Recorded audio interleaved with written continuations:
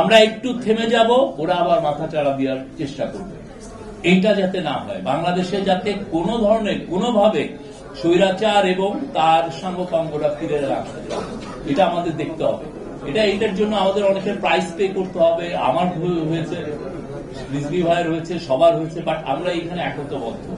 এবং এই জায়গায় আমাদের মেসেজ সবার, প্রফেসর ইউনূসের মেসেজ, আপনারা যে যেখানে আছেন শান্ত হন, মেন কাজটা করেন, সবকিছু লিপিবদ্ধ করেন। প্রত্যেকটা দিনে এই পুরো 15.5 বছর যতদিন ছিলেন, সেই 9ই জানুয়ারি 2009 থেকে আপনার 5ই অগাস্ট পর্যন্ত প্রত্যেকটা দিনে কি আকাঙ্কুকাম করেছে এগুলো লিপিবদ্ধ করতে হবে।